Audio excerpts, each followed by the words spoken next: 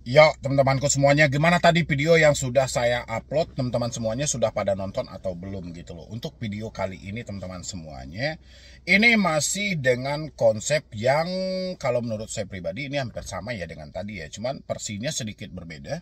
Karena yang dia tanya itu, ada kemungkinan nggak sih DC dari Kredit Pintar, DC Ada Pundi, DC EasyCash, dan lain sebagainya untuk datang ke rumah teman-teman semuanya gimana? Juga tertarik dengan hal yang sama? Ini untuk saya bahas. Yang tertarik, yang suka silahkan isi di kolom komentar. Biar saya jelaskan buat teman-teman semuanya tentang kemungkinan mereka akan datang atau tidak gitu loh. Biar pemikiran Anda tidak terlalu jauh melampaui batas, tidak juga terlalu ketakutan, tidak juga terlalu kecemasan. Paling tidak, Anda masih mampu mengkontrol apa yang harus kita lakukan buat ke depan dan apa yang tidak perlu untuk kita pikirkan. Tapi sebelumnya, seperti biasa, yang belum mensupport silahkan disupport. Oke, terima kasih banyak ya teman-teman semuanya. Boleh lihat di sebelah saya teman-teman. Assalamualaikum, saya mau konsultasi tentang pinjol. Tapi sebelumnya saya sampaikan dulu ya, buat teman-teman semuanya yang ingin mend-DM saya, silahkan teman-teman melalui Instagram di pojok bawah. Tapi saya sampaikan buat teman-teman semuanya, tolong sebelum Anda mend-DM saya, coba diperkenalkan diri dulu. Dan jangan lupa juga untuk di-follow juga akun. Oke, kita lanjutkan teman-teman semuanya. Saya matiin ini dulu. Oke, kita lanjutkan di sini yang mana tadi ya. Assalamualaikum Kak, saya mau konsultasi tentang pinjol. Saya kan hutang pinjol di Kredit Pintar dan saya telat bayar. Ini bayar pertama saya posisi tidak punya uang untuk membayar, sudah pinjam sana sini, hasilnya nihil. Ini juga ya buat teman-teman semuanya. Saya nggak melarang Anda untuk berhutang. Anda silahkan berhutang dimanapun terserah. Selagi masih bisa mampu untuk membayar. Ini kayak mana konsepnya? Ansuran pertama aja kita nggak mampu bayar, berarti kan benar-benar keadaan dan kenyataan hidup kita tidak memungkinkan gitu loh. Dan sebelum kita meminjam itu kan kita sudah perhitungkan tuh tanggal jatuh temponya tanggal berapa gitu loh. Kalau ansuran pertama kita tidak bayar, ini beda konsep dia gitu loh. Kecuali ansuran kedua, ketiga, dan keempat itu sih sah-sah aja gitu. Tapi kalau ansuran pertama, rasa saya agak gimana ya? Agak berbeda aja gitu loh. Ya nggak sih teman-teman? Jadi tolong dipikirkan ya untuk kedepannya. Oke teman-teman semuanya, kita lanjutkan di sini. Saya kan hutang pinjol di Kredit Pintar dan saya telat bayar. Ini bayar pertama, saya posisi tidak punya uang untuk membayar, sudah pinjam sana sini, hasilnya nihil. Gak apa-apa, yang penting jangan gali lubang tutup lubang di aplikasi lain ya. Terus DC minta cepat untuk pembayarannya. Awalnya saya udah minta waktu 2-3 hari. Terus memaksa pada saat ini saya belum bisa bayar. Kalau konsep debt collector yang mau kita dengarkan, debt collector jangankan kita minta waktu 2-3 hari, kita minta 1 jam 2 jam aja mereka agak sulit. Mereka kalau hari itu ya hari itu gitu. Cuman kata-kata debt collector tidak usah kita dengarkan. Debt collector itu hanya ujung tombak dari sebuah perusahaan. Tapi dengarkan kata hati kita dan dengarkan juga bagaimana dengan keadaan kita. Apakah keadaan kita memungkinkan untuk kita menyelesaikan ini tanpa harus gali lubang tutup lubang. Kalau misalnya tidak memungkinkan dan kita butuh waktu menjeda dulu tuh 2-3 hari, ya sudah fokus saja ke 2-3 hari. Oke, jangan sampai gali lubang tutup lubang ya. Jatuh tempo tanggal 11 kemarin saya juga ngomong, maaf saya bayarnya bisanya di tanggal 20. Pas gajian dan DC mintanya hari ini juga. Nah, ini juga dapat poinnya teman-teman. Teman-teman ingat nggak perkataan dari Ketua OJK kemarin, salah satu pejabat OJK ya, bukan Ketua OJK, salah satu pejabat OJK juga, yang mana Mbak Kiki Widiasari ya, atau Mbak Prideka, ya pokoknya itulah namanya, yang mana beliau menyampaikan, kalau Anda tidak mampu bayar pinjol, jangan kabur. Ya, jangan tunjukkan ketidakmauan, kan itu bahasa yang mereka lontarkan. Kalau enggak kita dengar dulu ya. Iya, debt collector gini, aku tuh banyak di komen tuh ya di sosmed gitu ya. Kan dibilang debt collector tuh sebenarnya aturannya khusus. Tapi pada bilang gini, terus apa yang dilakukan OJK? Pertama kita punya regulasi POJK 22 itu udah strict banget ya. Tapi sebenarnya gini ya teman-teman ya, kenapa orang ketemu debt collector? Berarti nggak mau bayar kan? Ya kan berarti mereka juga nggak ada gini. Kan antara konsumen sama PUJK itu kan sama-sama punya kewajiban. PUJK punya kewajiban, konsumen juga punya kewajiban. Salah satu kewajiban konsumen adalah membayar hutangnya kan. Nah kalau memang dia nggak punya, misalnya dia berhutang kendaraan misalnya, tiba-tiba kena PHK, nggak bisa bayar. Jangan lari, jangan kabur, jangan pindah alamat, jangan pindah kota dan lain. Itu dibilang konsumen tidak beritikat baik. Lebih baik datengin ke perusahaannya, Pak, Bu, saya lagi kena PHK misalnya gitu ya. Bisa nggak saya melakukan restrukturisasi? Itu lebih bisa terima. Kalau misalnya POJK tidak kooperatif, laporin ke OJK, nanti akan dipertemukan. Itu banyak, misal ibu-ibu kena pinjol, pindar ya, itu kita pertemukan dan seterusnya. Tapi jangan jadi konsumen tidak kooperatif, tidak beretikat baik. Nah kalau udah seperti itu ya, tetap ya debt collector kita atur ya. Kita POJK 22 kita memberikan batasan-batasan yang strict ya. Debt collector tuh boleh apa, tidak boleh apa. Nah terus kemudian banyak yang, terus apa yang dilakukan? Pertama, regulasi. Yang kedua, kita memberikan sanksi yang sangat tegas kepada pelaku usaha jasa keuangan. Jadi di POJK 22 itu juga ada ada pasal yang menyatakan bahwa POJK bertanggung jawab terhadap apa yang dilakukan bahkan oleh pihak ketiga yang bekerja sama dengan dia. Jadi POJK nggak boleh bilang itu debt collector pihak luar gitu, nggak bisa gitu, karena itu mereka bekerja sama. Jadi mereka tetap harus tanggung jawab. Jadi kita minta mereka tanggung jawab dan kita sanksi. Udah banyak yang kita sanksi, makanya tidak semasif yang sebelum-sebelumnya ya. Dan kita berikan surat peringatan, kita berikan sanksi dan denda yang cukup besar buat mereka. Nanti kebanyakan. Nah, itu bahasa yang dia lontarkan gitu. Sementara hari ini kan bertolak belakang nih. Sementara dia menyampaikan, si debeturnya menyampaikan, jatuh tempo tanggal 11 kemarin, saya juga ngomong maaf. Saya bayarnya bisanya tanggal 20 pas gajian. DC mintanya hari ini juga. Nah, jadi restrukturisasi apa gitu loh.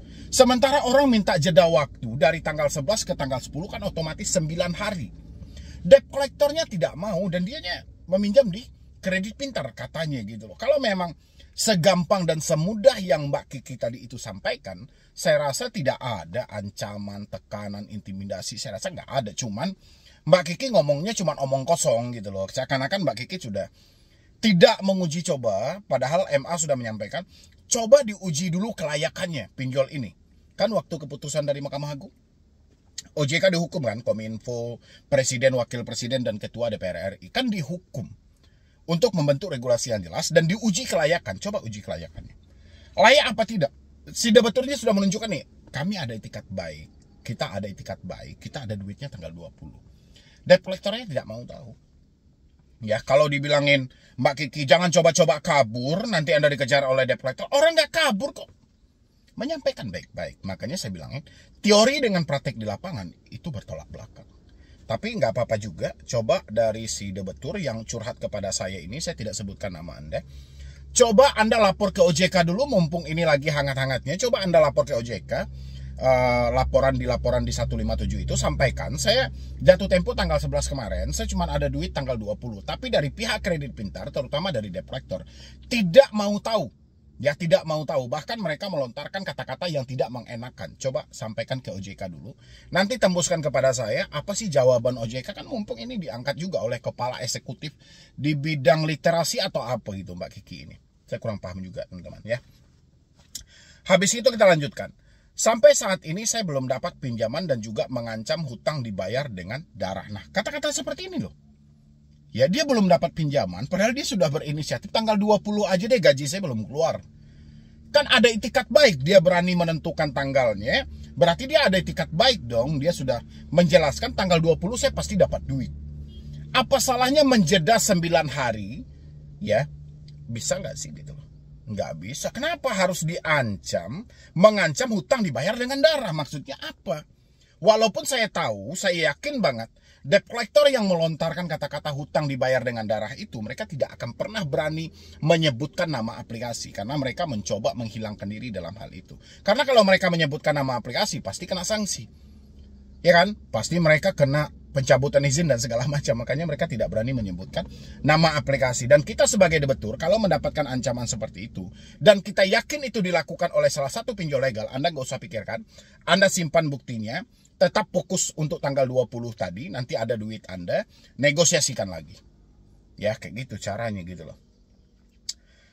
Sekarang WA, email, dan SMS juga telepon saya hapus agar saya tidak terlalu kepikiran. Oke. Apakah DC bisa ke rumah ya Kak? aku juga ada rasa takut kalau keluarga saya diapa-apain. Nggak usah. Kamu nggak usah terlalu berpikir terlalu jauh, keluargamu akan dikenapa-napain, keluargamu akan dicelakai dan segala. Nggak usah berpikir terlalu jauh. Kalau pertanyaanmu apakah mungkin dia akan datang ke rumah, ya mungkin aja, tapi nggak perlu juga kamu takutin. Karena debt collector yang ngomong via telepon, WA dan email itu akan berbeda yang ngomong langsung. Ngomong via telepon mungkin mereka garang, ganas, dan berani banget karena kita tidak bertatap muka. Tapi yang berbicara secara langsung mereka tidak seperti itu karena ada yang mereka takuti. Karena ini menyangkut keselamatan mereka di lapangan. Ya, jadi saya rasa stop memikirkan hal-hal yang negatif yang mana nanti akan menimbulkan pemikiran yang tidak baik dalam hidup Anda sehingga ini mengganggu proses Anda tadi. Ya, jadi positive thinking aja. Yang jelas tong kosong nyaring bunyinya. Selagi mereka masih bersuara itu tidak akan menerkam. Ya, ucapan hutang dibayar darah itu ya cuman bagian dari pengancaman, tinggal kamu ganti nomor dan segala macam udah selesai. Gitu. Ya, teman-teman semuanya. Oke, teman-temanku semuanya, mudah-mudahan dengan sesingkat video ini itu bisa membantu teman-teman semuanya. Tidak ada yang perlu kita khawatirkan, tidak ada yang perlu kita takutkan. Dan kalaupun Anda tadi mendengar statement dari OJK ya nggak usah terlalu percaya juga gitu. Karena apa yang mereka ucapkan dengan apa yang terjadi di lapangan itu selalu bertolak belakang. Karena OJK hanya membaca data yang manis-manisnya, OJK tidak mau tahu tentang fakta yang terjadi. Dan begitu juga bagi Anda yang mengalami langsung dalam hal itu, nggak usah terlalu pemikiran negatif tentang keluarga kita mau dicelakai, hutang mau dibayar dengan darah. Yang penting tong kosong itu nyaring bunyinya. Tidak ada gitu loh. Hal-hal seperti itu tidak perlu Anda dengarkan. Kalau rasanya Anda capek banget rasanya, mungkin bisa ditutup dulu aksesnya. Nomornya diganti dulu, WhatsApp-nya dihapus, emailnya juga seperti itu. Nanti kalau duit Anda sudah ada, bisa Anda buka kembali hal itu. Oke, teman-teman semuanya, jadi sekian dulu dari saya, Medi Broni. Wassalam. Pinjolnya tidak boleh melakukan penagihan, tapi perkara ini masih bisa dia limpahkan kepada pihak ketiga. Oke. Habis itu muncul pertanyaan dari teman-teman semuanya. Setelah 3 tahun, kenapa saya baru ditagih sekarang? Kalau dia mengambil opsi menjalin kerjasama dengan lawyer, dengan penasehat hukum, otomatis mungkin hari ini teman-teman sudah berada di pengadilan. Mungkin teman-teman sudah diproses secara perdata gitu loh. Yang mana perdata adalah penentuan hak yang sebenarnya dan siapa yang mempunyai kewajiban penting di dalam hal ini. Untuk yang galbay dipinjol di atas 3 bulan lebih ya. Mulai dari 4 bulan, 6 bulan, 1 tahun, 2 tahun, 3 tahun. Anda simain video ini sampai habis. Jangan Anda skip juga ya teman-teman, karena jarang saya membahas hal-hal ini supaya teman-teman paham. Teman-teman mungkin berpikir apa yang akan terjadi selanjutnya setelah kita galbay lebih dari 3 bulan ya. Tadi saya mendapatkan juga salah satu dari subscriber saya juga menyampaikan setelah galbay pinjol lebih dari 3 tahun, saya masih didatangi oleh debt collector. Bagaimana caranya saya mengatasi hal ini? Dan habis itu juga ada yang bertanya juga, dia gagal bayar juga di salah satu pinjol legal. Dan bagaimana untuk membayarnya gitu, atau bagaimana cara galbaynya gitu loh. Ini masih ada yang kebingungan ya teman-teman ya, tindakan apa yang harus dia lakukan, tindakan apa yang harus dia ambil dulu, langkah yang paling tepat seperti apa gitu. Nah, kebetulan banget saya mau bahas hal ini, tapi sebelumnya seperti biasa buat teman-teman semuanya yang belum mensupport channel ini, boleh disupport dulu, boleh didukung dulu, karena satu supportan dari teman-teman semuanya menjadikan channel ini makin berkembang dan saya makin semangat. Silahkan. Berbicara galbay dipinjol, hal-hal seperti ini mungkin sudah nggak asing ya di mata teman-teman semuanya. Ini sudah nggak asing gitu, ini sudah hal yang lumrah, hal yang wajar-wajar saja gitu loh. Hal-hal yang mungkin sudah nggak asing di telinga teman-teman semuanya tentang gagal bayar, galbay, jatuh tempo dan segala macam. Tapi teman-teman semuanya, mungkin teman-teman beranggapan setelah 3 bulan hutang kita dianggap angus. Mungkin masih banyak orang-orang yang berpikiran hal itu. Tapi kenyataannya teman-teman semuanya, ini bertolak belakang dengan pemikiran teman-teman semuanya gitu. Ada yang bertanya sama saya, dia mengalami telat bayar di atas 3 bulan. Seperti yang saya sampaikan di awal tadi, ada yang 3 bulan lebih, 6 bulan, 1 tahun, 2 tahun, 3 tahun. Tapi debt collector pinjol selalu datang ke rumah dia untuk melakukan penagihan. Walaupun dia galbay sudah melebihi batas dari batas normalnya gitu. Kalau batas normal galbay itu kan 3 bulan seharusnya asuransi berjalan, hutang sudah dilunaskan, dibayar oleh asuransi, dan debt collector seharusnya kan tidak datang lagi. Tapi kan kenyataan hal ini tidak sesuai dengan yang Anda dapatkan. Dan dia kebingungan bagaimana cara mengatasi ini semuanya dan bagaimana apa yang harus kita lakukan. Itu yang dia pertanyakan. Ini saya kutip dulu ya buat teman-teman semuanya. Kembali ke peraturan OJK tentang wajib menagih 90 hari. Wajib menagih 90 hari. Ini bukan wajib membayar hutang selama 90 hari. Lewat dari 90 hari hutang tidak perlu dibayar lagi. Itu konsepnya nggak ada. Teman-teman semuanya, saya berulang kali menjelaskan sama Anda. Wajib menagih 90 hari ini memang ada aturannya. Tapi di bawah itu ada lagi sambungan dari aturan itu. Jangan hanya membaca sepenggal yang Anda butuhkan. Setelah 90 hari pihak pinjol tidak boleh menagih lagi. Itu kan sepenggal aja. Teman-teman tidak melanjutkan hal itu lagi. Harusnya itu dilanjutkan lagi, teman-teman. Setelah 90 hari, pihak pinjol tidak bisa melakukan penagihan lagi, tapi ada 2 opsi yang bisa mereka lakukan. Pertama, menjalin kerjasama dengan pihak ketiga. Kedua, menjalin kerjasama dengan lawyer. Salah satu akan ditempuh oleh pihak pinjaman online. Ya, kalau dia menempuh jalur sekarang dia bekerja sama dengan lawyer, dengan penasihat hukum. Kalau dia mengambil opsi menjalin kerjasama dengan lawyer, dengan penasihat hukum, otomatis mungkin hari ini teman-teman sudah berada di pengadilan. Mungkin teman-teman sudah diproses secara perdata gitu loh. Yang mana perdata adalah penentuan hak yang sebenarnya dan siapa yang mempunyai kewajiban penting di dalam hal ini. Tapi sayangnya sampai detik ini pinjol masih mempertimbangkan opsi ini. Karena bagi pinjol opsi yang seperti ini terlalu ribet ya. Pertama harus mendaftar dulu ke pengadilan, mendaftarkan gugatan. Habis itu berapa lagi biaya pendaftaran, berapa lagi biaya-biaya yang dibutuhkan, berapa lagi uang jasa dari lawyer. Walaupun nanti bisa dibebankan kepada si tergugat, tapi kondisi si tergugat tidak memungkinkan. Dan habis itu berapa lama waktu yang dibutuhkan, hasil keputusannya pun juga tidak memuaskan. Sehingga opsi menjalin kerjasama dengan lawyer untuk memproses Anda ke jalur hukum itu tidak dipakai. Yang ada hanyalah sebatas somasi, dan somasi. Oke, kita tutup ini dulu, kita kesampingkan. Kita kembali ke opsi yang kedua. Opsi yang kedua adalah menjalin kerjasama dengan pihak ketiga. Nah, inilah yang sebenarnya teman-teman semuanya. Kalau teman-teman beranggapan setelah 3 bulan hutang tidak boleh ditagih lagi, memang benar. Pinjolnya tidak boleh menagih lagi, tapi pinjol masih bisa melemparkan hal ini ke pihak ketiga. Sekarang Anda yang galbay lebih dari 3 bulan, itu yang menagih adalah pihak ketiga. Ditambah lagi, sampai dia datangi Anda ke rumah. Walaupun Anda galbay sudah 6 bulan, 1 tahun, 2 tahun, 3 tahun. Karena memang tidak ada yang menyampaikan setelah waktu tertentu hutang Anda dianggap lunas, itu nggak ada. Nggak ada teman-teman semuanya. Itu cuma asumsi teman-teman semuanya. Setelah 90 hari hutang hangus, hutang dianggap lunas, itu nggak ada. Yang ada itu hutang tetap ditagih. Pinjolnya tidak boleh. Pinjolnya tidak boleh melakukan penagihan. Tapi perkara ini masih bisa dia limpahkan kepada pihak ketiga. Oke. Habis itu muncul pertanyaan dari teman-teman semuanya. Setelah 3 tahun, kenapa saya baru ditagih sekarang? Padahal saya sudah ganti nomor, saya sudah hapus WA, ganti email dan segala macam. Oke. Ganti nomor, hapus WA, ganti email. Ini teman-teman, jangan asal kaprah, asal ambil satu kesimpulan, tidak. Kita mengganti nomor ini terlebih untuk menyelamatkan diri Anda. Diri Anda yang selalu kebingungan, kepanikan, kesetresan. Dengan Anda mengganti nomor, otomatis segala penyebab itu sudah bisa Anda atasi. Ya, penyebab kepanikan itu dari telepon loh. Sekarang teleponnya udah nggak ada.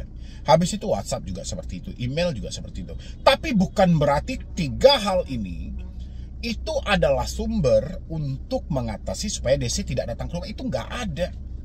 Ya, jangan Anda salah pemikiran, salah asumsi. 3 hal ini Anda ganti, ini lebih kepada penyelamatan diri Anda. Supaya Anda tidak dicaci maki setiap hari, diancam-ancam setiap hari. Itu tujuannya teman-temanku. Jadi jangan asal ngambil sebuah kesimpulan, habis itu Anda terjemahkan. Nggak bisa seperti itu. Kalau konsepnya seperti itu, yang ada kehancuran terjadi pada dirimu teman-teman semuanya. Ya, pahami hal itu. Habis itu DC datang bang setelah 3 tahun. Ya wajar. Mungkin pihak pinjolnya menjalin kerjasama dengan pihak ketiga. Tapi hal apa yang harus kita pertanyakan? Hal yang harus kita pertanyakan mungkin seperti halnya yang sudah diterbitkan OJK. IDKAR, surat kuasa, sertifikat profesi di bidang penagihan. Ya, ini hal yang harus kita tanyakan kepada si debt collector yang datang menagih ke rumah kita. Kalau debt collector tidak mampu menunjukkan, kita nggak perlu berbicara soal hutang-hutang kita, karena hutang-hutang kita adalah ranah privasi. Ini yang paling pertama, oke? Yang kedua bagaimana bang kalau kita tidak mempunyai uang dan kita memang sudah tidak mampu bayar walaupun kita sudah 3 tahun lebih gagal bayar? Ya sudah, Anda terangkan apa yang terjadi sebenarnya, Anda jelaskan aja apa fakta yang sedang terjadi. Oh, keadaan Anda tidak memungkinkan. Selama 3 tahun saya hanya berjuang untuk mempertahankan hidup saya. Udah sampaikan. Debt collector mengerti, debt collector tidak mengerti, itu nggak urusan kita. Kalau dia bisa mengerti, syukur. Kalau dia tidak bisa mengerti, itu hak mereka. Yang penting kita terangkan apa adanya, kita jelaskan. Tapi sebelum kita berbicara 3 hal tadi, wajib kita pertanyakan, mengingat akhir-akhir ini cukup banyak debt collector yang mengaku-ngaku perwakilan dari sebuah perusahaan pelaku jasa keuangan. Ya, makanya penting untuk kita cek hal-hal tersebut. Kalau hal tersebut mereka tidak mampu tunjukkan, ya dengan segala hormat mereka harus angkat kaki dari rumah kita. Kita tidak bisa membaca soal hutang-hutang yang menyangkut aib dari diri kita. Mampu teman-teman untuk menjelaskannya. Dan habis itu mungkin teman-teman berbicara soal cara mengatasi. Mengatasi ini dalam konsep bagaimana supaya dia tidak datang ke rumah lagi. Kalau teman-teman pengen debt collector tidak datang ke rumah lagi, teman-teman bisa tegaskan. Tegaskan dalam arti, kalau memang Anda sudah tidak mampu, ya sampaikan saya sudah tidak mampu, saya sudah tidak sanggup, apapun risiko yang dicerahkan oleh perusahaan Anda, atau yang mau diterapkan oleh perusahaan Anda, saya dengan segala senang hati, dengan ketanggung-jawaban saya siap menampung hal itu. Yang penting Anda tidak usah bolak-balik lagi ke sini, saya benar-benar menyatakan sudah tidak mampu dan tidak sanggup, dan saya akan menampung apapun risikonya. Harus dipertegaskan. Ya, kalau Anda bilang mengatasi supaya data Anda hilang dan segala macam, itu omong kosong, teman-teman semuanya. Ya, paham ya untuk teman-teman yang mengalami telat bayar atau galbay yang melebihi dari batas yang saya sampaikan tadi. Lewat dari 90 hari bahkan sampai setahun pun. Tadi sudah saya terangkan, hutang angus nggak ada, hutang di auto lunaskan tidak ada, mengatasi debt collector ya dengan cara seperti tadi. Paham teman-teman semuanya? Mudah-mudahan dengan sesingkat video ini dapat membantu teman-teman semuanya. Silahkan nanti Anda praktekkan, tidak ada yang perlu Anda takutkan. Jangan sampai terjadi lagi gali lubang tutup lubang. Jadi sekian dulu dari saya, Medi Browning. Wassalam.